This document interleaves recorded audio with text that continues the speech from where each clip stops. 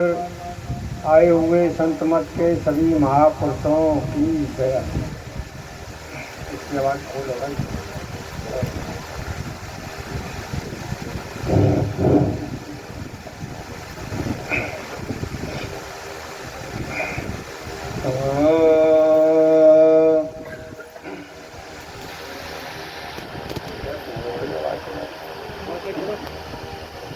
और भजन बिन बाबरे तनहि रासा जन्मो गमाया।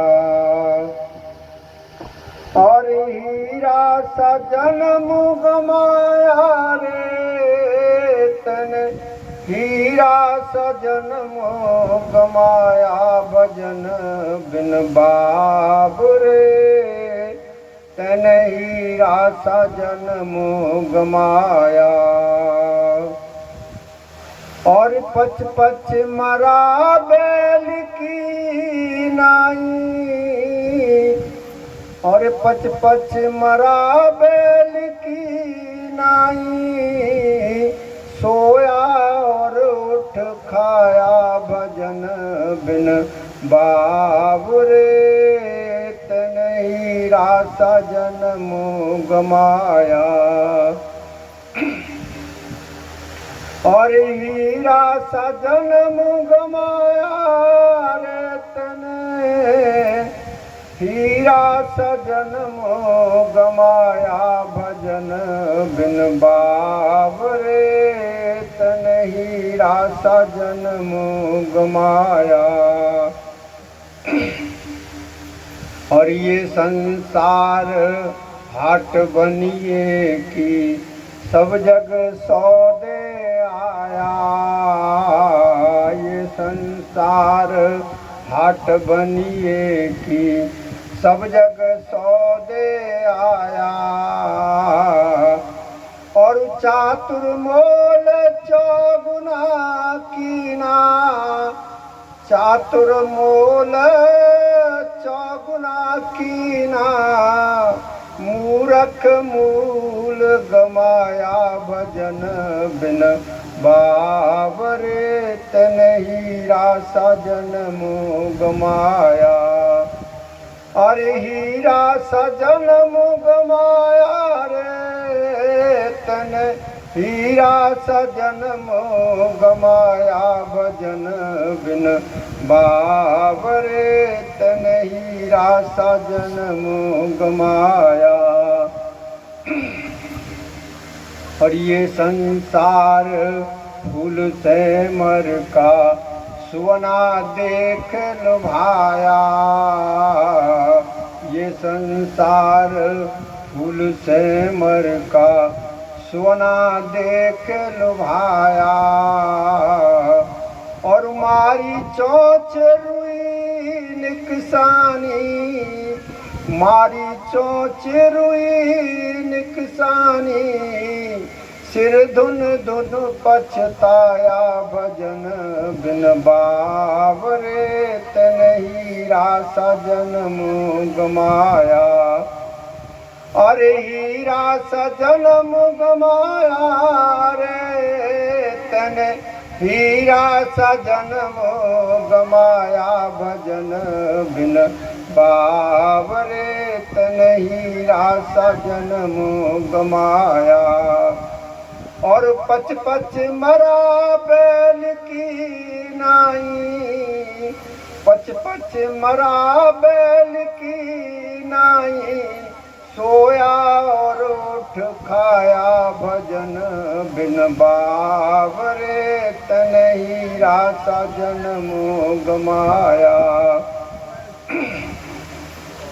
और ये संसार माया का लोभी ममता महल चिनाया। ये संसार माया कर लोभी ममता महल चिनाया। और कहत कबीर सुनो भाई साधो। कहत कबीर सुनो भाई साधो।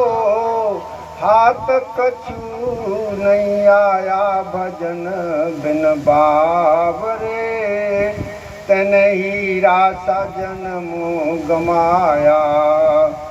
अरे हीरा सा जन्म गमाया रे, तन हीरा सा जन्म गमाया भजन बिन बावरे, तन हीरा सा जन्म गमाया। बोलो श्री गुरु महाराज।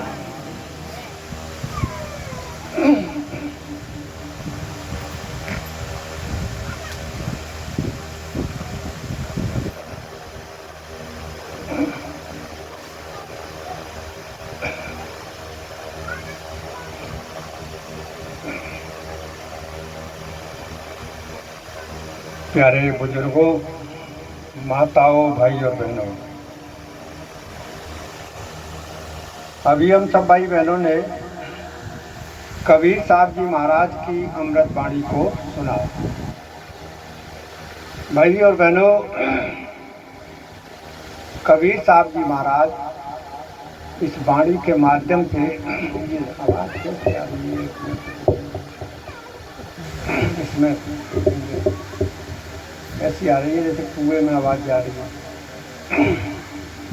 खुल के बाहर क्यों नहीं आ रही आवाज?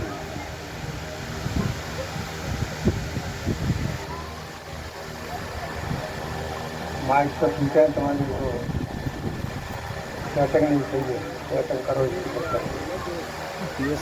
तो भाइयों बहनों, कबीर साहब जी महाराज इस भजन के माध्यम से हम संसार के इंसानों को ये समझाने की कोशिश कर रहे हैं कि इंसान धरती पर क्यों आया है, किस काम के लिए इसे जन्म मिला है। शायद हम इस बात को बहुत कम लोग जानते हैं कि हमें धरती पर इंसानी जन्म, इंसानी चूल्हा क्यों मिला हुआ है, इसका हमें क्या लाभ है। भाइयों बहनों, गोस्वामी तुलसीदास जी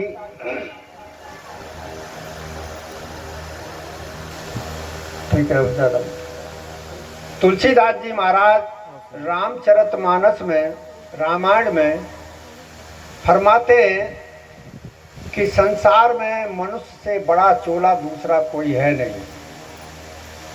इसी बात को हमारे गुरु नानक जी महाराज फरमाते हैं कि सर्व जून में तू सरदार। जितनी भी योनियां हैं इस संसार में, 84 लाख योनियां हैं संतों के अनुसार, उनमें ये सबसे बड़ा चोला है, सबसे ऊंचा चोला है, सरदार है।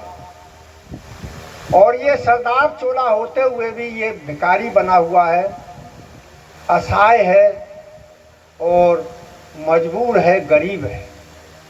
क्यों? क्योंकि इसने अपने आप को जाना नहीं, इतना इसके पास समय नहीं मिला कि ये खुद के बारे में जान जाता कि मैं कौन हूँ और मैं कहाँ से आया हूँ और मुझे कहाँ जाना है। अगर इन बातों का जो इंसान विचार करता है, 3 बातों को सोचता है, वो अपना रास्ता ढूंढ लेता है कि मैं कहाँ से आया हूँ, मैं कौन हूँ, मैं कहाँ जाऊँगा।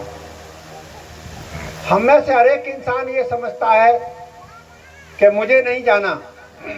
भाइयों बहनों, हम बचपन से देखते चले आ रहे हैं, आप सब देखते चले आ रहे होंगे कि पहले हमारे बाबा विदा हो गए। बाबा थे जिनके साथ हम खेलते थे, बहुत रंगरेलियां मनाते थे। बाबा हमसे बहुत प्यार करते थे, लेकिन बाबा भी चल बसे। फिर हमारे माता पिता थे, उन्होंने हमारी ज़िंदगी बनाई, पाला पोसा, हमें खिलाया पिलाया, बड़ा किया और सुंदर बनाया। लेकिन एक दिन वो भी चले गए। धीरे धीरे करके संसार में हमारे पड़ोसी थे, कुछ हमारे रिश्तेदार थे, एक एक करके वो सब विदा होते चले गए। हमारे सामने ही हजारों लोग जो विदा हो गए, जो हमारे परिचित थे। वो कहाँ गए? क्या अब हम उनसे मिल सकते हैं? नहीं मिल सकते।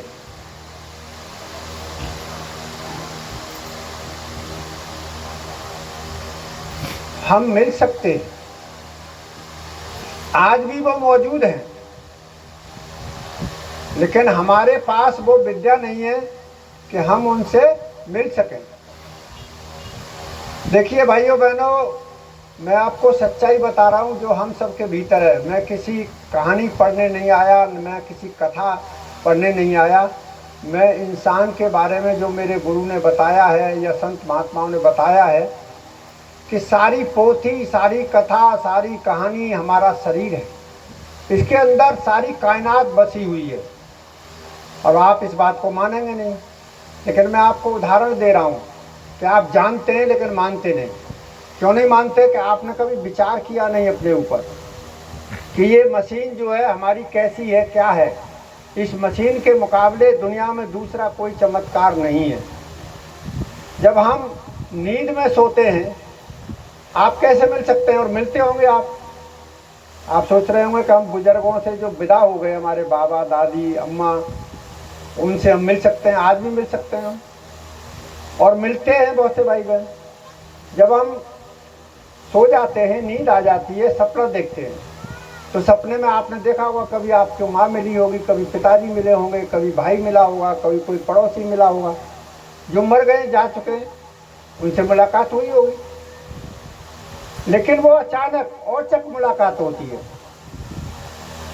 हमारे अंदर वो विद्या भी है कि हम अपनी मर्जी से मिल सकते हैं उनसे।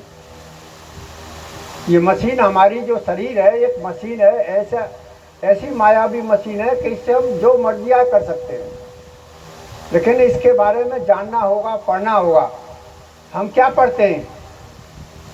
हम पढ़ते हैं दुनिया की पढ़ाई, कि हमारा जीवन कैसे भी गुजर जाए, अच्छा अच्छा खाने को मिल जाए, अच्छा अच्छा पहनने को मिल जाए, मकान रहने को मिल जाए, हमारे पढ़ाई लिखाई हो जाए। सब इसी के पीछे पागल हो रहे हैं। लेकिन भाइयों बहनों, ठीक है, हम मानते हैं कि हम एक राजा के घर पैदा हो जाएं, राजपाट भी करें, 56 प्रकार के हमें भोजन मिलें, अच्छे अच्छे हमें कपड़े पहनने को मिले, राजगद्दी मिले। लेकिन एक दिन तो वो हमसे छिन जानी है। राजा को भी जाना है यहाँ से। बड़े बड़े राजा इस धरती पर आए और विदा हो गए। हमेशा तो उन्हें ना गद्दी मिली और उस गद्दी के मालिक नहीं रहे। अब उन्हें कहाँ ढूंढ सकते हैं हम? तो ये शरीर हमारा जो है एक ऐसी मशीन है कि अगर हम इसको संसार के ज्ञान में लगाएंगे तो हम कुछ नहीं पाएंगे, खाली हाथ रह जाएंगे। क्योंकि संसार तो ऐसे ही चलता आ रहा है और ऐसे ही चलता चला जाएगा। अगर हम इसको जानने की कोशिश करेंगे कि ये शरीर क्या है, इसके अंदर कौन सी विद्या है जो हमें एक बड़ा आदमी बना सकती है और सदा सदा के लिए इंसान बना सकती है। तो गोस्वामी तुलसीदास जी ने रामायण में फरमाया है कि बड़े भाग मानुष तन पावा, सुर दुर्लभ सद ग्रंथन गावा। वो कहते हैं कि बड़े भाग से हम वैसे नहीं इंसान बनकर आ गए। शायद सोच रहे हो, हमने पिछले जन्म में बहुत अच्छे कार्य किए थे, तब प्रभु ने हमें ये मानव चोला बख्शा है। और आज हम अगर गड़बड़ करके जाएंगे तो ये मानव चोला हमको मिलने वाला नहीं है। और संत महात्मा तो यहाँ तक फरमाते हैं कि अगर इस जीवन में हमने किसी संत की शरण में नहीं गए, गुरु नहीं बनाया, तो हमें 84 लाख योनियों का भोग भोगना पड़ेगा। हमको इंसानी जन्म नहीं मिलेगा। इंसानी जन्म शास्त्र भी फरमाते हैं, महापुरुष भी फरमाते हैं, और उन्होंने लिखा भी है कि इंसानी जन्म उन व्यक्तियों को मिलता है, उन आत्माओं को मिलता है जो किसी संत के शरण में जाकर नाम ले लेते हैं। राम का नाम जिन्हें मिल जाता है, उनको बार बार ये चोला मिलता है इस धरती पर, नहीं तो सबको नहीं मिलता। हम देखें, चींटी से लेकर हाथी तक इस धरती पर रहते हैं, इसके बीच में बहुत सारे पेड़ पौधे भी रहते हैं, पानी के जीव भी रहते हैं, उड़ने वाले पंछी भी रहते हैं, दौड़ने वाले घोड़े गधे गाय भैंस बैल सब रहते हैं कि उन सबको भी एक बार मनुष्य चोला दिया जाएगा। हमें भी उसी क्रम में ये दिया गया है कि 84 योनियां भोगने के बाद हमें एक बार ये मिला है। अगर ये हाथ से निकल गया, हमने कोई गुरु नहीं बनाया, तो फिर दोबारा हमें उसी योनियों में जाना पड़ेगा, 84 नीचे की योनियों में, पेड़ पौधों में, चींटी में, हाथी में, जंगली जानवरों में, कुत्ते बिल्ली, ये सब जितने भी जीव जंतु हैं, सब में फिर से घूमना पड़ेगा। तो कई लाखों करोड़ों साल के बाद फिर दोबारा नंबर आए। ये सारे धर्म ग्रंथ बताते हैं और सभी महापुरुषों ने बताया है।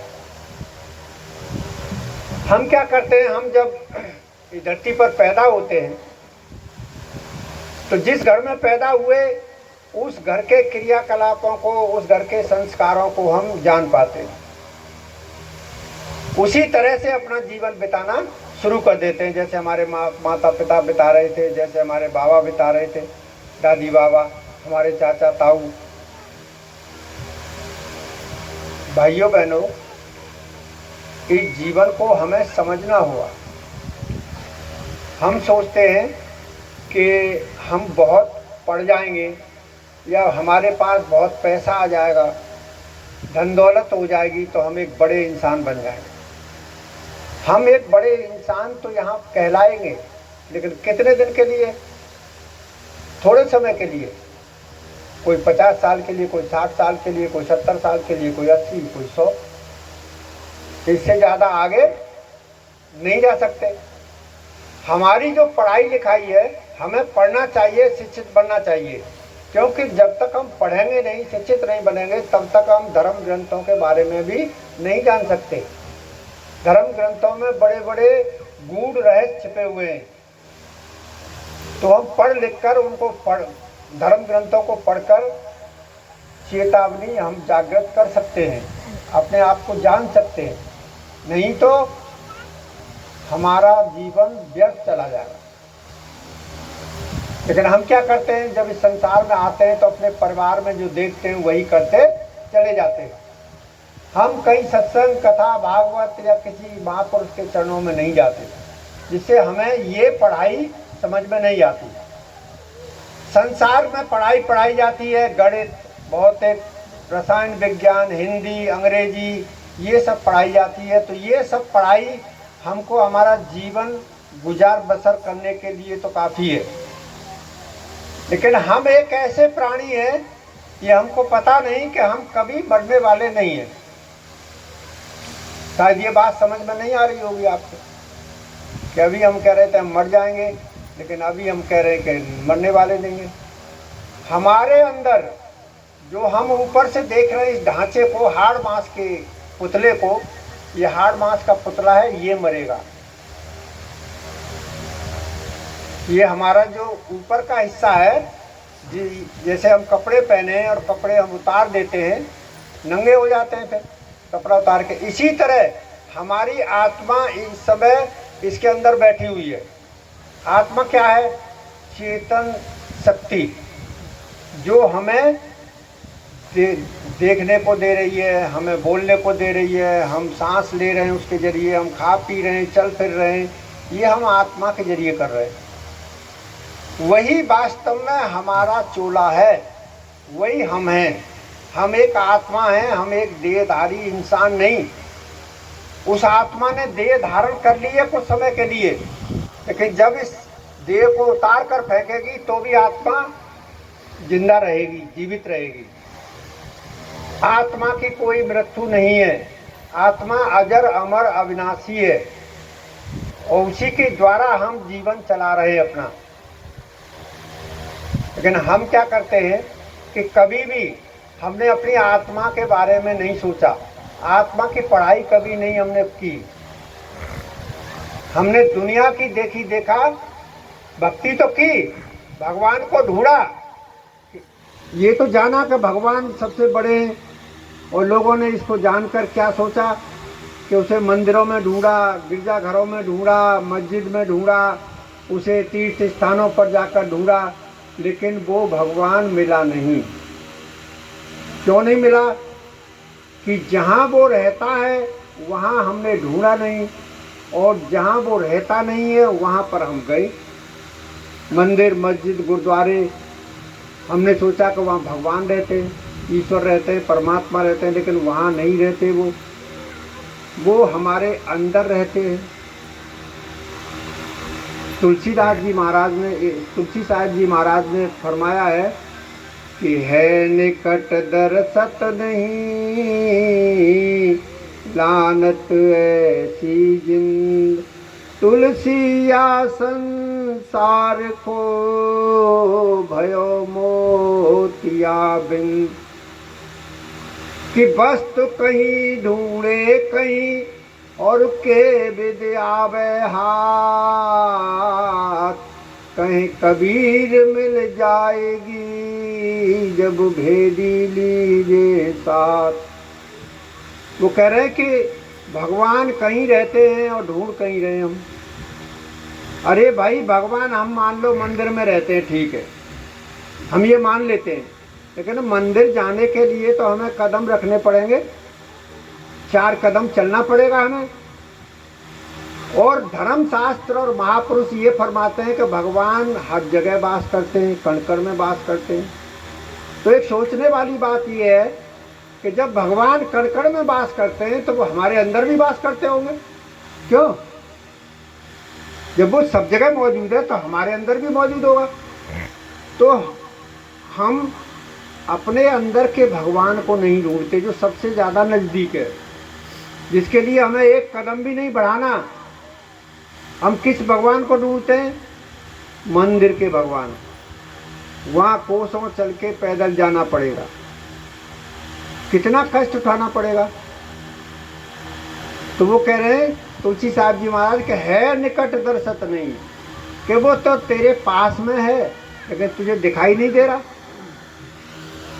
लानत ऐसी जिंदगी, तुझे लानत है, ऐसे जीव को, ऐसे जीवन को लानत है जिसे ये दिखाई नहीं दे रहा कि वो तेरे पास है।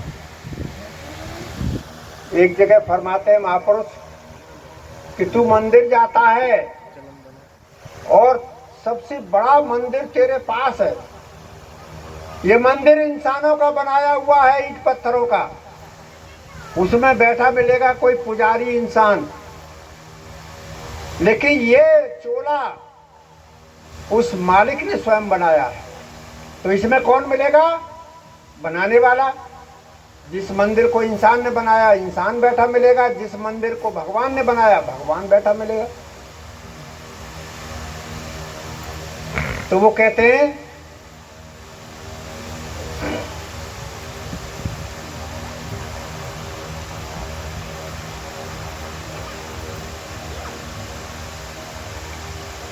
कि ऐसे जीवन को लानत है जिनके पास भगवान मौजूद होते हुए भी उसे जान नहीं पा रहा। कीर्तन चलता फिरता मंदिर है भगवान इसी के अंदर है। तन चलता फिरता मंदिर है भगवान इसी के अंदर है। अब भगवान जब तक के अंदर है, भगवान कौन? हमारी आत्मा भगवान का अंश है, भगवान का एक टुकड़ा है। भगवान विशाल है, हमारी आत्मा एक छोटे रूम में बैठी हुई है हमारे शरीर के अंदर। और उस आत्मा के जरिए और भगवान की दया के जरिए हम इस चोले से इस संसार के सारे शौक सपाटे, मौज मस्ती, खाना पीना सब कुछ कर रहे हैं। अगर वो भगवान का अंश आत्मा हमारे अंदर से निकल जाए तो फिर ये जो चोला दिखाई दे रहा है कितना भी सुंदर हो, ये सब मिट्टी हो जाएगा। जब आत्मा इससे निकल जाती है तो उसको क्या कहते हैं? मर गया साहब, डेड बॉडी हो। तो फिर डेड बॉडी को कोई भी इंसान अपने घर में रखता है? या कितना ही प्यार करता हो। लोग कहते हैं जब जीवित होते हैं तो पत्नी, भाई बहन, सभी लोग परिवार के लेकर मैं बहुत प्यार करता हूँ, मैं तेरे बगैर जिंदा नहीं रह सकता, मैं तो मर जाऊंगा। लेकिन क्या कोई किसी के साथ मरा है? ये सब झूठी बातें हैं, ये झूठे वादे हैं। तो भाइयों बहनों, हमें उस शक्ति को जानना चाहिए जो शक्ति हमारे अंदर बैठकर इस सारे संसार को देख रही है, सारे संसार की क्रियाकलाप कर रही है, सारे संसार में ये मौज मस्ती से जीवन बिता रही है। तो जिसने इतना अच्छा शरीर, दैवी शरीर, एक मायावी शरीर हमें बख्शा, सौंपा, किसने? उस मालिक ने, ईश्वर ने, उस भगवान ने। उसको हमने याद नहीं किया, ढूंढा नहीं। इसी कारण हमारी जिंदगी में दुख दर्द आ जाते। हमारी जिंदगी में दुख दर्द परेशानी क्यों आती है? कि जिस मालिक ने हमें बनाया उसको हमने याद नहीं किया, उसको खोजा नहीं, ढूंढा नहीं, और सारी जिंदगी बिताकर यहाँ से चले गए। लेकिन भाइयों बहनों, वो खोज कैसे कर सकते हैं हम? वो खोज तभी कर सकते हैं कि किसी संत महापुरुष को हम गुरु बनाएं, उनसे नाम की देन लें। अब जैसे नाम कहते हैं, राम का नाम, तो लोग कोई राम राम कह रहा है, कोई राधा कृष्ण कह रहा है, कोई और कुछ कह रहा है, कोई राधा स्वामी कह रहा है। भाइयों बहनों, ये परमात्मा के नाम नहीं है। जो परमात्मा का नाम है वो तो हमारे अंदर है, बैठा हुआ है, हर वक्त हमारा साथ नहीं छोड़ता। वो उसी के द्वारा हमारा जीवन चलता है। तो जो हमारे अंदर वाला नाम है या अंदर वाला राम है, उसका भेद हमको मिलना चाहिए। वो भेद देने वाले साधु यहाँ सब कोई नहीं मिलते। हम मंदिर में क्या करते हैं? जाकर दीपक जलाते हैं, घंटा बजाते हैं। क्यों? ये किसी ने कह दिया कि घंटा बजाओ, दीपक जलाओ? कभी सोचा कि मंदिर में दीपक क्यों जलाया जाता है? ये नकली है जो मंदिर में दीपक जलाया जाता है। ये बुझ जाएगा वह दीपक। मंदिर में दीपक जलाया हुआ थोड़े देर के बाद बुझ जाएगा। घंटा की आवाज थोड़ी देर बंद हो जाएगी। हम हाथ से घंटा बजाते हैं, वो थोड़ी देर आवाज आएगी घंटे की, बंद हो जाएगी। लेकिन हमारे अंदर भीतर एक ज्योत जल रही है, प्रकाश जल रहा है, दीपक जल रहा है हमारे घट में। नानक जी महाराज ने फरमाया कि अंतर ज्योत निरंतर बाणी साचे साहिब को लिबलाई। सच्चे साहिब का नमूना ये है कि हमारे अंतर में निरंतर ज्योत जल रही है, अखंड ज्योति। हमको ज्योति जलाने की कोई आवश्यकता नहीं है। मंदिर की ज्योति बुझ जाएगी हवा के झोंके से, लेकिन हमारे अंदर की ज्योति कभी नहीं बुझेगी, क्योंकि वो अमर ज्योति है, अखंड ज्योति है, वो परमात्मा का स्वरूप है। हमारे अंदर घंटा घंटी बज रहे हैं, लेकिन हम सुन नहीं पा रहे। क्यों नहीं सुनने पा रहे? कि हमको भेद मालूम ही नहीं कि कैसे सुना जाएगा उस आवाज को। और वो घंटा घंटी निरंतर, चाहे हम सुने या ना सुने, लेकिन वो बज रहे हैं हर वक्त। तो वही बात नानक जी महाराज ने पाया, अंतर ज्योत निरंतर बाणी, के अंतर में एक निरंतर ज्योत जल रही है हर समय, और बाणी आवाज गूंज रही है। उसको सुनने वाले और उसको देखने वाले जिस दिन हम बन गए, हमारा जीवन का कल्याण हो जाएगा। हम अमर हो जाएंगे, हमारी मृत्यु समाप्त हो जाएगी, हम पर काल का दायरा समाप्त हो जाएगा। लेकिन हम करते क्या हैं कि हमारे अंतर में ज्योति जल रही है, हमारे अंतर में आवाज हो रही है, लेकिन मंदिर में जाकर ढूंढ रहे हैं उसे। हाथ से दिया जला रहे हैं, हाथ से घंटा बजा रहे हैं। वो कितनी देर जलेगा, कितनी देर बजेगा? जो हमारे अंदर घंटा बज रहा है, हमारे अंदर ज्योत है, वो सदा सदा के लिए है, निरंतर जलती रहेगी, निरंतर बजती रहेगी घंटे घंटियाँ। तो कबीर साहब जी महाराज यहाँ इस उस माध्यम से समझा रहे हैं, भजन के माध्यम से भाइयों बहनों, कि भजन बिन बाबरे तन हीरा सा जन्म गमाया। कि ये इंसानी जन्म जो है हमें मिला था, इसके लिए नहीं मिला कि हम खाएं पिएं सोएं मौज मस्ती करें, बाल बच्चे पैदा करें, घर मकान बनवाएं, बाल बच्चों की शादियां करें और चल बसे। हमको तो यही मालूम है कि हमें इसीलिए मिला है, लेकिन नहीं हो भाई बहनों, ये इसके लिए नहीं मिला। ये तो हम कुछ भी ना करें तो भी होगा, चलेगा। हर इंसान अपने आप कर रहा है, हर जीव कर रहा है। क्या इंसान कोई नई बात कर रहा है? देखिए चिड़ियाँ घोंसला बनाती हैं, चिड़ियों के भी बच्चे पैदा हो रहे हैं, खाना भोजन भी चिड़ियाँ खा रही हैं, सारे जीव जंतु खाना खा रहे हैं, सारे जीव जंतु अपना सिर ढक रहे हैं, सारे बच्चे पैदा कर रहे हैं। तो इंसान क्या अलग कर रहा है? इंसान अपने आप को समझता है कि मैंने बच्चे पैदा कर लिए, पढ़ा लिखा लिए और इनका परवरिश कर ली, पालन पोषण कर लिया तो बहुत बड़ा काम कर लिया। अरे तूने जानवरों का काम किया है, ये तो सब जानवर कर रहे हैं, इसमें इंसान की क्या तुमने वो दिखाई? इंसान का काम केवल एक ही है कि वो इंसान बनाया है परमात्मा ने, तो वो परमात्मा का नाम जपे, परमात्मा को धन्यवाद दे, शुक्रिया करे कि हे परमात्मा तूने मुझे अच्छा शरीर दिया और मुझे बार बार देते रहना, मैं तेरा ही भजन करूँगा, तेरा ही नाम लूँगा। लेकिन इंसान इतना अज्ञान है कि वो परमात्मा का नाम नहीं लेता, भजन नहीं करता, संसार के सारे काम करता है। और परमात्मा का भजन ही उसको हर समय रक्षा करेगा इस दुनिया में, कहीं भी चला जाए वो, जंगल में, पहाड़ में, पानी में। लेकिन जो नाम जानते हैं परमात्मा का, नाम लेते ही उसको ही हर जगह सुरक्षा होगी। मुझे पहली लाइन में ही कबीर साहब जी समझा रहे हैं कि भजन बिन बाबरे तन हीरा सा जन्म गमाया।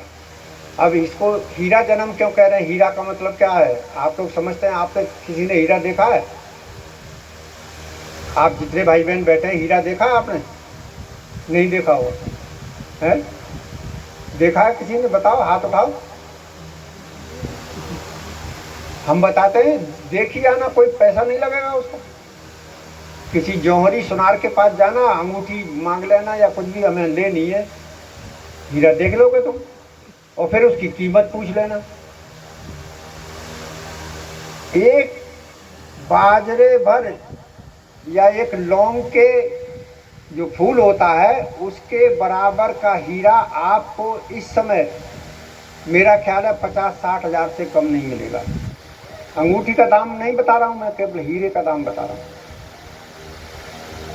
अगर आपके पास इतना सा हीरा है तो आप करोड़पति हैं। इतनी ज्यादा कीमत होती है संसार में। अगर कीमती चीज है तो दो ही हैं, पहले नंबर पर इंसान और दूसरे नंबर पर हीरा। ये कीमती है, सबसे अनमोल है।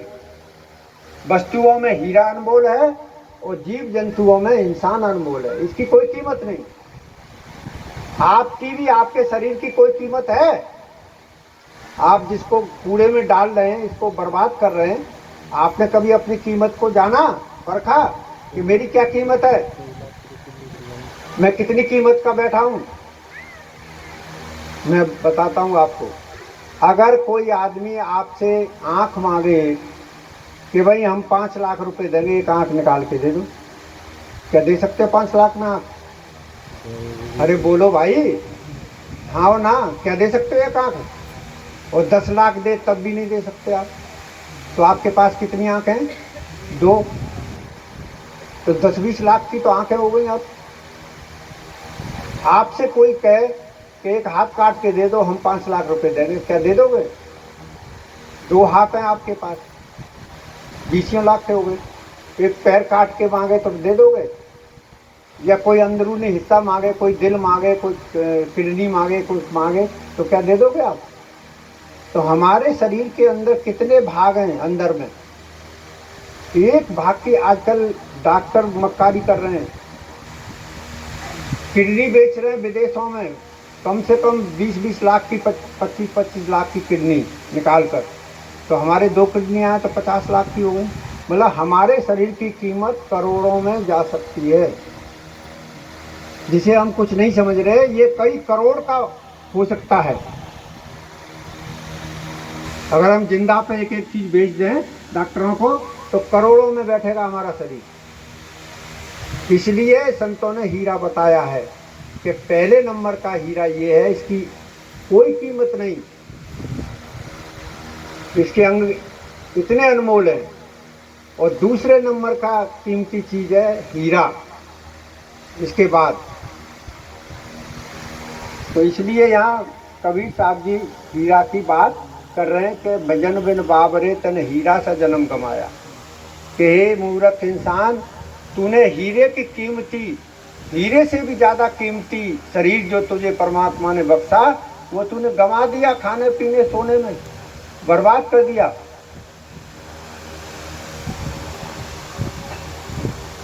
और जिस मालिक ने ये शरीर दिया तुझे, उसको तूने 1 मिनट याद नहीं किया, शुक्राना नहीं किया कि हे परमात्मा मैं तेरा शुक्राना करता हूँ। कितना हाँ हम मूर्ख हैं। फिर जब मुसीबत आ जाती है, दुख आ जाता है, हे राम, फिर कौन सुनता है।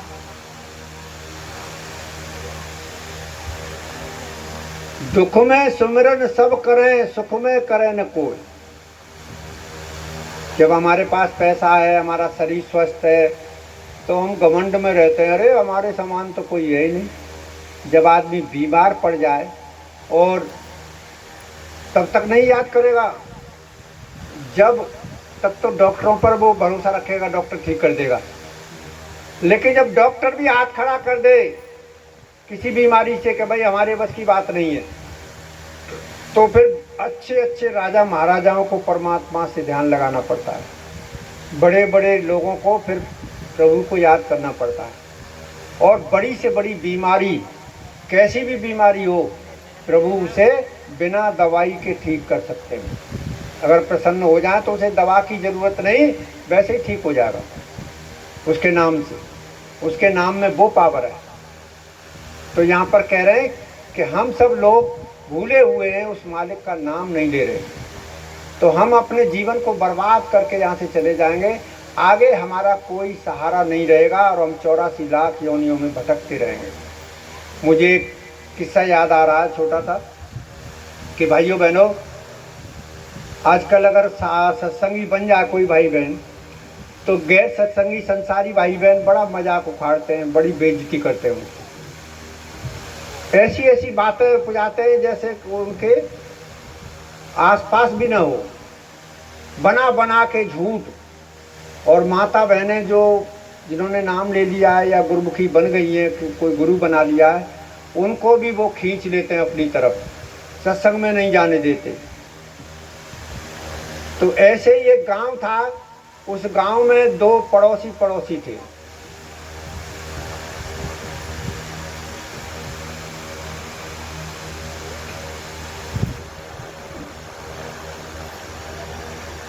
तो एक था निगुरा और एक था गुरुवा। एक ने तो गुरु बना लिए थे और एक निगुरा था। तो निगुरा जो था वो तो सारे काम करता था, उसे किसी का डर था नहीं। वो तो ज्यादा से ज्यादा तिलक छापे लगाए और जाकर पत्थर के सामने पत्थर को भगवान मान लिया, क्योंकि पत्थर बोल सकता नहीं, कुछ बता सकता नहीं, चाहे कुछ कह आए हम उसके सामने, और वो समझता है कि मेरी भगवान ने सुन ली। तो वो जो निगुरा था वो शराब भी पीता था, जुआ भी खेलता था, मांस भी खाता था और गंदे काम भी करता था, गलत दृष्टि भी थी उसके, सारे काम करता था। और जो सत्संगी भाई था वो तो पढ़ा लिखा था, गुरु का शिष्य था, उसको तामील लग रही थी गुरु की, तो वो अपना साधारण जीवन बिता रहा था और गुरु का नाम लेता था, भजन करता था। लेकिन हुआ क्या कि जब थोड़ा सा समय बीता तो वो तो सारे काम कर रहा था निगुरा, और गुरुमुखी जो है अपने नियम धर्म से चल रहा था, गुरु के बताए रास्ते से। तो जो नियम धर्म से चल रहा था फिर भी उसको बार बार चोट लग जाती थी, बार बार उस पर कष्ट आ जाता था, और जो निगुरा था उसे बार बार फायदा हो जाता था, जुआ में भी जीत जाता था वो पैसे, कोई भी काम करता था उसे फायदा हो जाता था, वो बड़ा हंसता था। शाम को दोनों एक जगह बैठते थे तो दोनों आपस में राजी खुशी पूछते थे कि हाँ भाई आज क्या हुआ। तो वो गुरुमुखी बेचारा दुखी होकर कहता था, भाई आज तो हमें जो है परेशानी हो गई, ये नुकसान हो गया हमारा, वो नुकसान। और वो हंसी उड़ाता था, देख आज तो मैं 1000 रुपये जुए में जीता है। कहा रखो जा मैं गुरुमुखी बनवे में, अरे तू मेरी तरह जी का फायदा, मैं तो सब काम कर तू और देख ला फायदा ही फायदा है रो। तो ऐसे भाई बहन हमारे समाज में आसपास बहुत मिलते हैं कि गलत काम कर रहे हैं लेकिन फायदा ही फायदा उठा रहे हैं, तो उनको देखकर हमारा भी मन चल जाता है, बिगड़ता है, कहता है अरे सबरे उल्टे सीधे काम कर रहा हूँ फिर भी जो जा फायदा है रो, और मैं सही सलामत चल रहा हूँ तो मुझे नुकसान है रो। तो भाइयों बहनों, ये विद्या, ये लीला हमारी समझ में आने वाली नहीं है। तो एक दिन वो उसका मन डोल गया, सत्संगी का मन डोल गया कि भाई वास्तव में ये सही कह रहा है, ये तो जब भी जाता है गलत काम करता है फायदा ले आता है, मैं सत्संग में जाता हूँ गुरु महाराज के में भजन भी करता हूँ फिर भी मुझे नुकसान हो जाता है।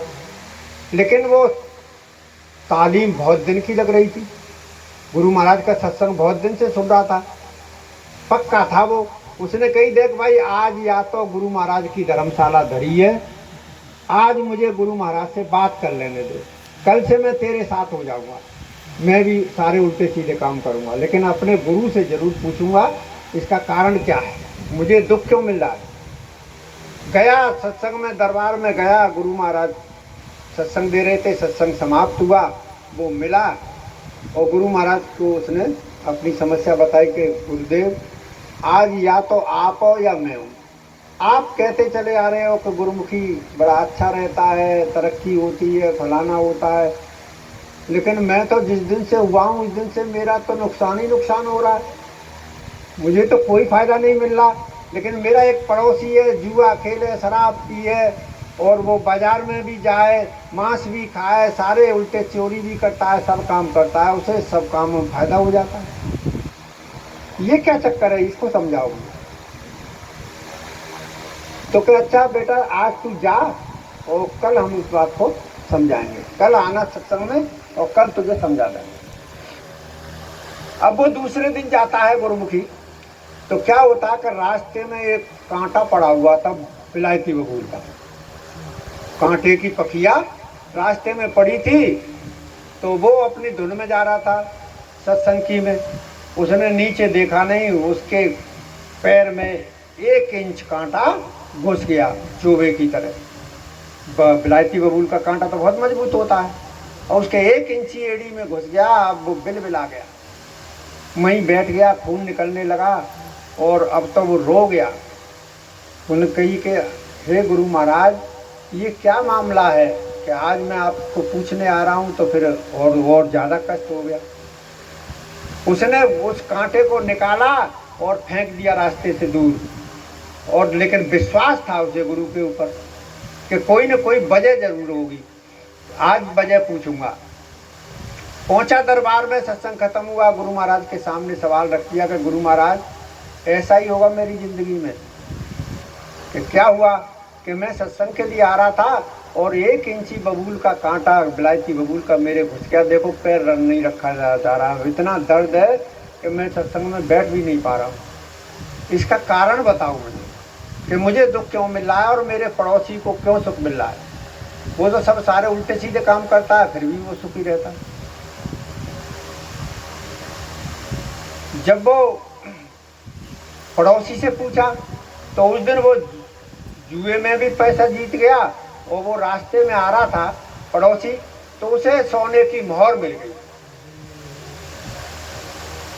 अब तो उसका मन डोल गया कि गुरुदेव देखो मेरा पड़ोसी सारे काम करता है, उसे सोने की मोहर मिली आज और मेरे इतना बड़ा कांटा घुस गया है, और आप कहते हो कि सत्संगी सुखी रहता है, मुझे बताओ इसका कारण क्या है। तो गुरुदेव कहने लगे कि बेटा देखो सुनो गौर से, कि हमारे इंसान के 3 प्रकार के कर्म होते हैं। एक होता है संचित कर्म। संचित कर्म उसे कहते हैं स्टोर हाउस ऑफ कर्मा, जो जन्म जन्मांतर का इकट्ठा होता रहता है, अच्छा या बुरा कर्म। हम जो अच्छा बुरा करते हैं वो एक स्टोर होता रहता है, उसी में से थोड़े से कर्म उठाकर हमें जन्म दिया जाता है, वो प्रारब्ध कर्म होता है। पिछले जन्म का कर्म जो हमारे साथ आया है, अच्छा या बुरा, जिसके कारण आज हम कभी फायदा हो जाता है, कभी हमें नुकसान हो जाता है, ये प्रारब्ध कर्म के कारण होता है, पिछले जन्म के कर्म के कारण। अगर हम पिछले जन्म में कुछ अच्छे काम करे आए तो फिर हमें फायदा होगा उतना, और अगर बुरे काम करे आए तो उतना नुकसान होगा। और तीसरा होता है क्रियामान कर्म, जो आज हम कर रहे हैं उसे आगे भुगतना पड़ेगा। तो बेटा तुझे प्रारब्ध कर्म, तेरा प्रारब्ध कर्म इतना खराब था, पिछले जन्म में इतना खराब काम करके आया तू कि तुझे फांसी लगनी थी, लेकिन तूने सत्संग में आकर और भजन करके उस फांसी को क्या कहते हैं हिंदी में, सूली। क्यों भाइयों बहनों, सूली कहते हैं ना, सूली पर चढ़ा दो। तुझे सूली पर चढ़ना था बेटा, लेकिन इस सत्संग के प्रभाव से, गुरु महाराज की कृपा से तुझे एक कांटा लगा, सूल लगा। कांटे को क्या कहते हैं? सूल। क्या हटा दिया गुरु महाराज ने? मात्रा हटा दी। सूली पे बड़ी की मात्रा होती है और सूल पे कोई मात्रा नहीं होती। कि तेरे इस सत्संग के प्रभाव से, कि तू सत्संगी बना, भजन किया तूने, तो उस मात्रा को हटा दिया, सूली से सूल बना दिया उन्होंने। और आज के बाद मेरी गारंटी है कि तुझे कोई दुख नहीं मिलेगा। अब तेरे कर्म समाप्त हो गए। और तेरा जो पड़ोसी है, जिसे आज सोने की मोहर मिली है, उसका भी एंड है आज। आज के बाद उसे कोई फायदा नहीं होगा, देख लेना।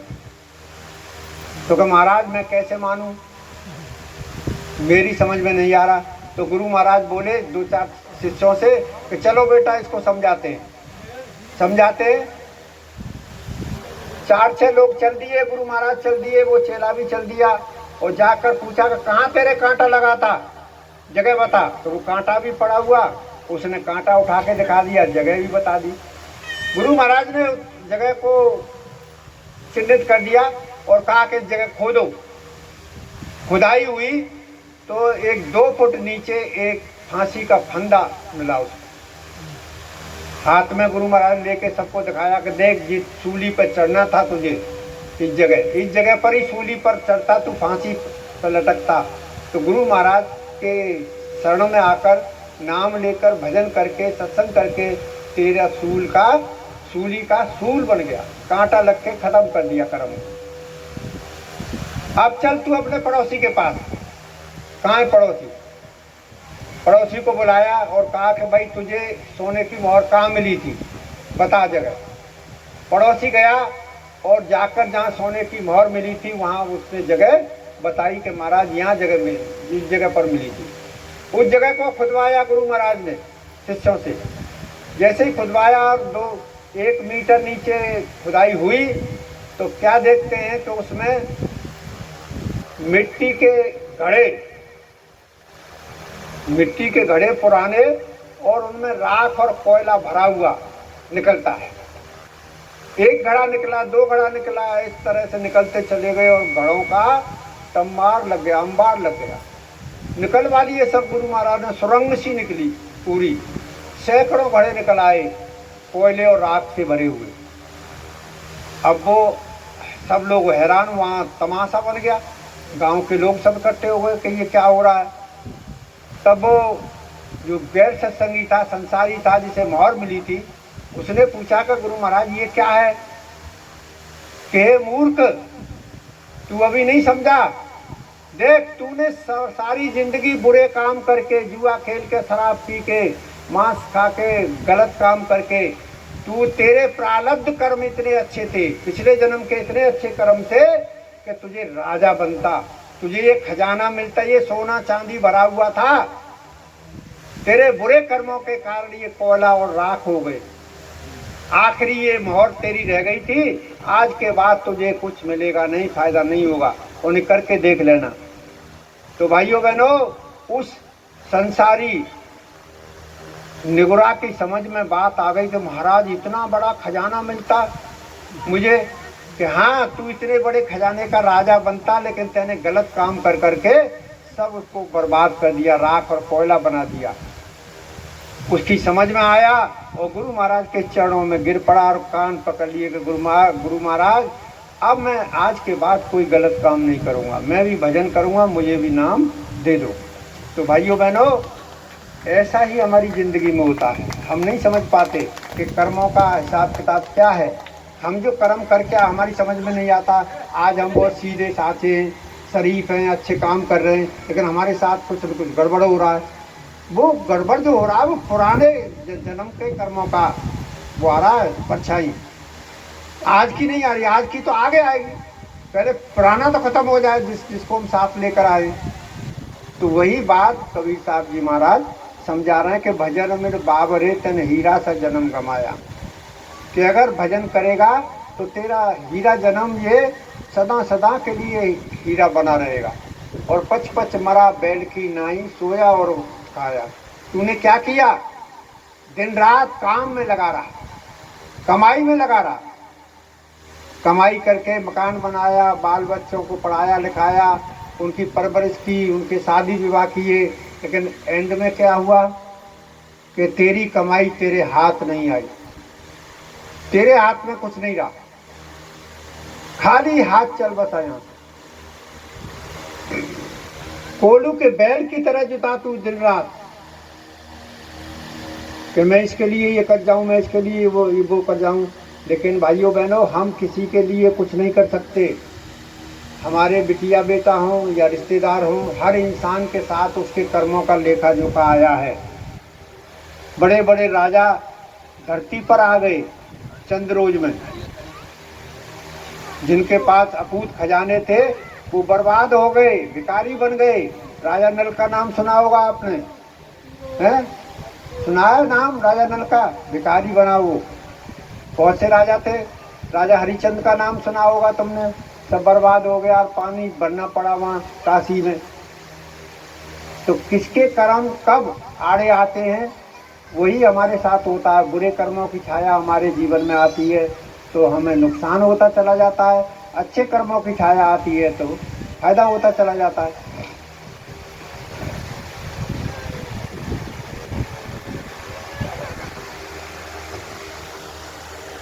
आगे की लाइन में समझा रहे हैं कि ये संसार हाट बनी है कि इस संसार को हम अपना समझ रहे हैं। ये घर मेरा है, ये मैंने बनवाया है। इस आदमी समझता है कि ये घर मेरा है और मुझे हमेशा रहना है। लेकिन संत क्या फरमाते हैं मालूम है कि घर तेरा है ना मेरा है, ये चिड़िया रहना बसेरा है, ये चिड़िया रहना बसेरा है। घर तेरा है ना मेरा है। ये भाइयों, जिस घर को हम बनवा कर रह रहे हैं, सोचते हैं मेरा घर है, ये मेरा घर नहीं है। ये भी तो मेरा घर नहीं है।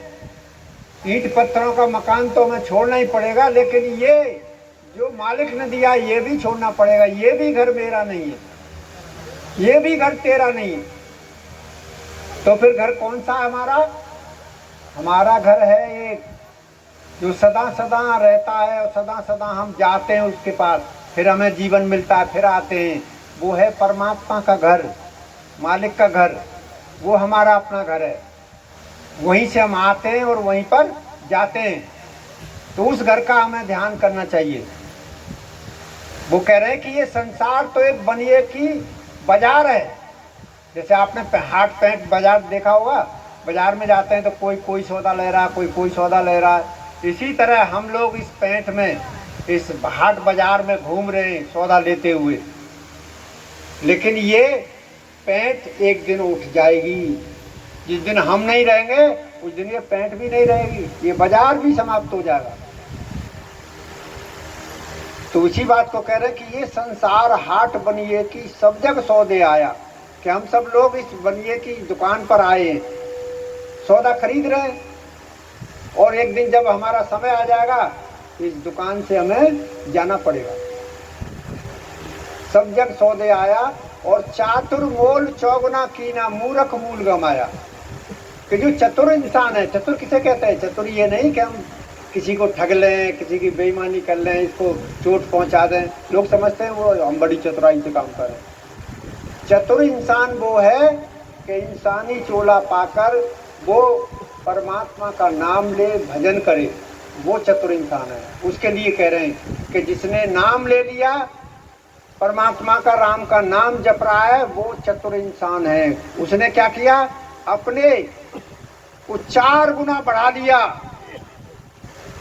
चातुर मोल चौगुना किया। इसका मोल क्या था? मान लो 1 करोड़ रुपया था, हमने 4 करोड़ कर लिए। कैसे?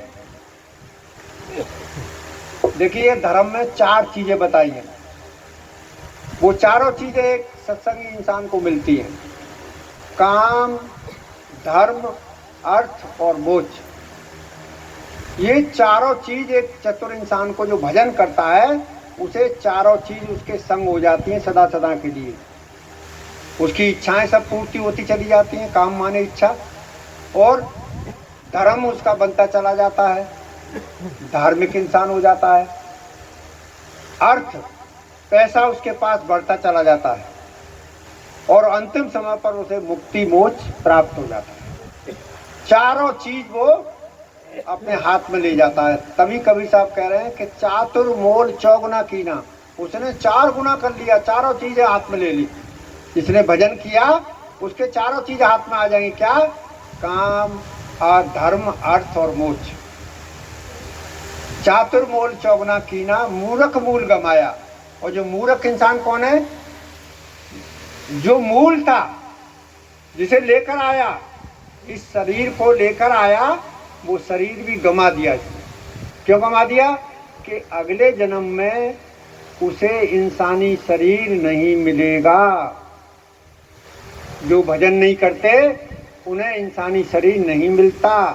ये किसी भी धर्म में देख लो, पढ़ के, सब में लिखा हुआ है। ऐसा नहीं कि हमारे हिंदू में या मुसलमान में नहीं है, सब में है ये चीज़ कि जो आत्मा परमात्मा को याद नहीं करती, मुसलमानों में नमाज पढ़ते हैं, हिंदुओं में भजन करते हैं, ईसा मसीह में प्रार्थना करते हैं, और बाई गुरु में कीर्तन करते हैं। तो जिन्होंने ये काम नहीं किया वो मूल गमा गए। परमात्मा ने इंसानी शरीर दिया, वो भी उनसे छूट जाएगा। और कौन सा शरीर मिलेगा? ये चींटी से लेकर हाथी तक, कुत्ते, बिल्ली, जानवर, पक्षी, ये सब में चले जाएंगे। आगे कह रहे हैं कि ये संसार फूल से मर का सुवना देख लुभाया। इस समय हम संसार में रह रहे हैं तो कैसा लग रहा? बहुत अच्छा लग रहा है हमें। अपना घर परिवार, बाल बच्चे, मियाँ बीवी, ये सब एक दूसरे से बड़ा प्रेम करते हैं, सोचते हैं कि हम सदा सदा साथ साथ रहेंगे। लेकिन सदा सदा कोई साथ न रहा है न रहेगा।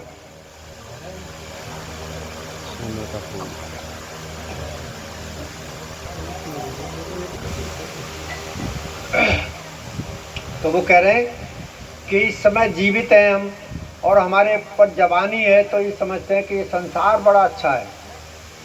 भाइयों बहनों, जब जवानी ढलती है, बुढ़ापा आता है, जवानी में तो वो ये समझता है कि मैं धरती और आसमान एक कर दूंगा, किसी की बात नहीं मानता। लेकिन जैसे बुढ़ापा आता है तो फिर उसका ये शरीर काम करना बंद कर देता है। तो वो कह रहे हैं कि ये संसार फूल सेमर का है। सेमर का फूल देखा होगा आपने, मखमली लाल सुरख होता है। इन दिनों अब लगा होगा पेड़ पर खूब तबीयत से, एक भी पत्ता उस पर नहीं रहता, फूल ही फूल लाल लाल लगे होते हैं। वो बड़ा कमल का सा फूल होता है, इतना बड़ा, और हाथ फेरो तो बड़ा मखमल जैसा लगता है। उसको देखकर तोते उस पर सैकड़ों की तादाद में पेड़ पर लदे होते हैं। फूल पर वो मोहित हो जाते हैं कि फूल इसका इतना सुंदर है तो इसका फल कितना सुंदर होगा। वही चीज हम भी करते हैं। क्या? अपने परिवार को, अपने बाल बच्चों को सेमर का फूल समझते हैं।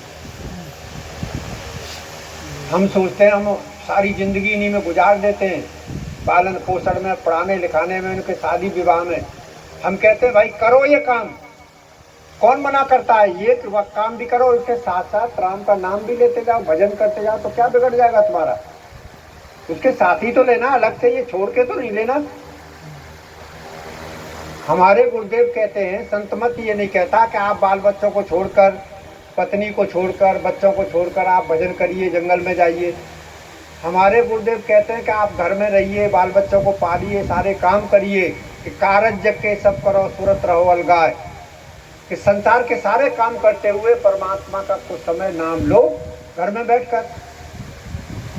हम 10 मिनट, 15 मिनट, आधा घंटे बैठकर शांति से उसका नाम जप सकते हैं, कोई दिक्कत है। वो ये थोड़ी कहता है कि साधु बन के घूम तू, ये तो बर्बादी की चीज़ है कि साधु बन के घूमे बाल बच्चों को छोड़ के, वो तो अज्ञानों का काम है, वो सही काम नहीं है।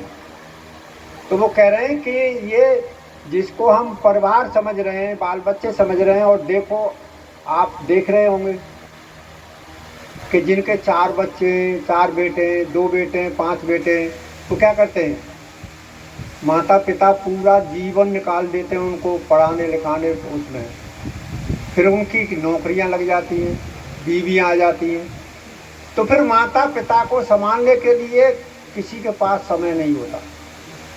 कोई नहीं पूछता कि माता पिता तुम्हें एक गिलास पानी देने वाला कोई है कि नहीं है। जिनकी नौकरियां लग जाती हैं उनकी तो गलती है नहीं भाई, वो तो बाहर जाके रहेंगे, माता पिता को कैसे संभाल लेंगे। कोई व्यापार कर रहा है वो भी बाहर रहेगा, लेकिन जो घर पर रहते हैं उनका भी मन ऐसा हो जाता है कि माता पिता से लड़ाई झगड़ा करना शुरू कर देते, माता पिता को कोई नहीं संभालता। तो भाइयों बहनों, वो यही बात कबीर साहब जी कह रहे हैं कि तू अकेला रह जाएगा, जैसे तोता पछताता है, जैसे तू सेमर के फूल को सेह रहा है, उसको वो फूल को देख देख कर तोता खुश होता है सेमर के फूल को, और कहता है कि इस पर फल कितना अच्छा लगेगा, देखता रहता है। जब महीने 2 महीने बीत जाते हैं तो उस पर फल लगता है। भाइयों बहनों, मैंने तो देखा, आपने न देखा हो तो देख लेना कभी, और कहीं न देखा हो तो रामबाग की नर्सरी में देखा ना, उसमें खड़े बहुत से पेड़। कभी फतेहपुर सीकरी जाओ तो वहाँ बहुत सारे पेड़ खड़े हुए हैं सेमर के, इस समय तो वो लाल सुरख हो रहे होंगे। तो हम इसी में जीवन गुजार देते, ये बच्चे हमारे काम आएंगे। ऐसे ही वो तोता बैठा हुआ ये इंतजार करता है कि इसका फल कितना सुंदर होगा, कितना मीठा होगा। हम भी यही इंतजार करते हैं कि बाल बच्चों को पाल रहे हैं, ये बड़ा मीठा फल देंगे हमें, लेकिन कोई बच्चा तो ऐसा निकलता है कि अम्मा दादा को मारता भी है, गालियाँ भी देता है, ऐसा फल देता है वो। तो जब उस पर फल आता है तो कैसा आता है, अकौआ की अकाबोड़ी देखी होगी आपने, है? अकाबोड़ी में कोई स्वाद मिलता है, देखना कभी। अब अकौआ का मालूम पड़ गया, कभी चाक के देखना, उसमें रुई सी निकलती है। देसी अकौआ हो, बिलाती अकौआ का वही आएगी अकाबोड़ी, चाहे बिलाती हो, चाहे सफ़ेद अकौआ, चाहे काला अकौआ, सबका अकाबोड़ी आएगी। और उसके फल को देखना तोड़ के, तो ऐसी रुए से निकलेंगे, और कोई स्वाद नहीं, खट्टा मीठा सीता कुछ नहीं। ऐसे ही उस सेमर के पेड़ पर फल लगता है अकाबोड़ी का, और जब तोता चोंच मारता है उसमें और देखता है कि इसका स्वाद देखूं, तो वो रुई कैसे धोना उड़ जाते हैं, और तोता पछताता है कि भाई मैंने इतने दिन इस पर बैठा और देखा कि इसका फल कितना अच्छा आएगा, और मेरा समय बर्बाद हो गया। इसी तरह हम सबका समय बर्बाद हो जाता है इस संसार में, कि ये मेरा भैया है, ये मेरा पड़ोसी है, ये मेरा रिश्तेदार है, ये काम आएगा, ये मेरे बिटिया बेटा हैं, ये काम आएंगे। लेकिन अंतिम समय पर भाइयों बहनों, जब हमारे भुगतान का समय होता है तो कोई काम नहीं आता, सब दूर खड़े हो जाते हैं, हमको अकेले ही झेलना पड़ता है। तो संत महात्मा फरमाते हैं कि भाई तुम्हें अकेले झेलना है तो अकेले काम करो, अपना काम कर चले जाओ यहाँ से, भजन करो, राम का नाम लो, तुम झेल लोगे, तुम पर कोई कष्ट नहीं आएगा, अंतिम समय पर तुम आराम से निकल जाओगे। आगे की लाइन में कह रहे हैं, कि यह संसार माया का लोभ, ममता महल चिनाया। अब भाइयों बहनों, हम सबको क्या प्यारा लगता है? सबको प्यारा लगता है पैसा। पैसे के पीछे पागल हो रही है दुनिया। लेकिन क्या भाइयों बहनों पैसे से सारे काम किए जा सकते हैं? है? हमारे पास अगर पैसा हो, करोड़ों रुपए,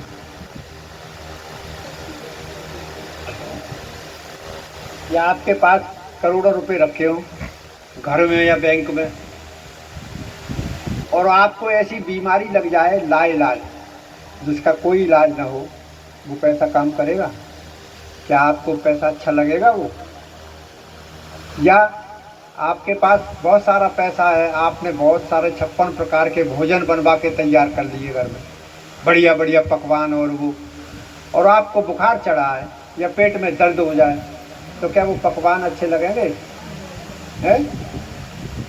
या फिर आप मखमल के गद्दा बनवा लें, बड़े अच्छे अच्छे सोफा खरीद लाएं पैसे से, और घर में डाल लें, अपने आप को समझेगा मैं तो शहंशाह बन गया हूँ गद्दे। लेकिन हमारे पैरों में दर्द हो रहा हो, कमर में दर्द हो रहा हो, तो क्या उस सोफे पे हमें आराम मिलेगा?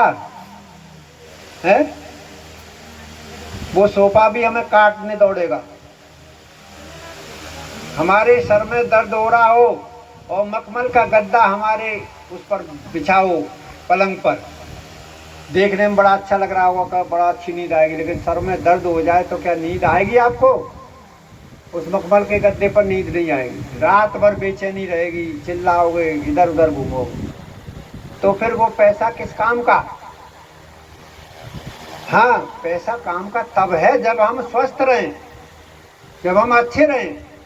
हमें पैसे की जरूरत है, जरूरत के हिसाब से हमारे पास पैसा हो। ये नहीं कि अनाप शनाप पैसा हो और अनाप शनाप पैसा कमाने के लिए हमें रोग लग जाए। तो सबसे पहले काम क्या है हमारा? इस संसार में 4 सुख हैं भाइयों बहनों। कौन सा सुख है सबसे पहले? पहला सुख निरोगी काया। पहला सुख क्या है? हमारी काया, हमारा शरीर स्वस्थ हो, कोई रोग ना हो, तो पहला सुख है हमारा। पहला सुख निरोगी काया, दूसरा सुख घर में हो माया। ये दूसरा सुख है कि हमारे पास पैसा हो, और जब शरीर अच्छा होगा, पैसा होगा, तो हम बड़े अच्छे से खा पी सकेंगे, उसका इस्तेमाल कर सकेंगे। तीसरा सुख सुपात्री नारी। तीसरा सुख क्या है कि हमारे घर में जो हमारी पत्नी है वो चाल चलन की ठीक हो और पैसे का दुरुपयोग ना करे, ईमानदारी से जीवन चलाए, पति के साथ धोखा ना करे, तो वो है सुपात्री नारी। ये तीसरा सुख है, जिसकी स्त्री वास्तव में सही है और अच्छी है, जो अपने पति का ख्याल रखती है, वो ये समझ लो कि स्वर्ग है उसके लिए यहाँ धरती पर। और चौथा सुख पुत्र आज्ञाकारी। और इसके बाद चौथा सुख क्या है कि हमारा बेटा आज्ञाकारी निकल आए, हमारा बेटा जो हम कहें वैसे चले, तो हमें चौथा 4 सुख मिल गए। ये 4 सुख हैं दुनिया में, लेकिन भाइयों बहनों चारों सुख किसी को आज तक न मिले न मिले। 2 मिल सकते हैं, 3 तक मिल सकते हैं, लेकिन चारों सुख किसी को नहीं मिले। किसको मिलते हैं ये चारों सुख? एक संत महात्मा को, भगवान के पुजारी को, भगवान के भक्त को ये चारों सुख प्राप्त होते हैं।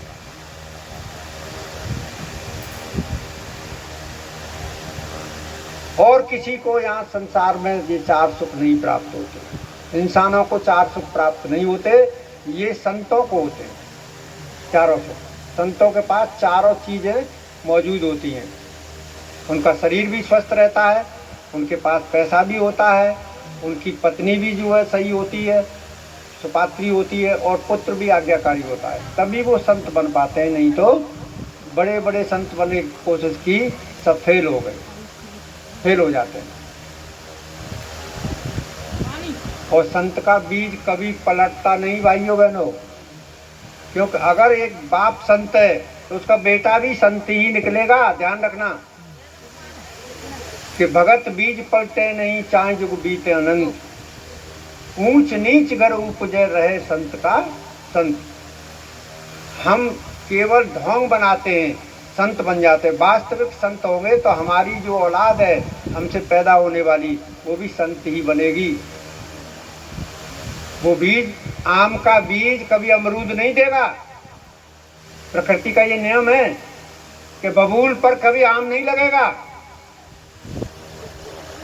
आम पर कभी कांटे नहीं लगेंगे।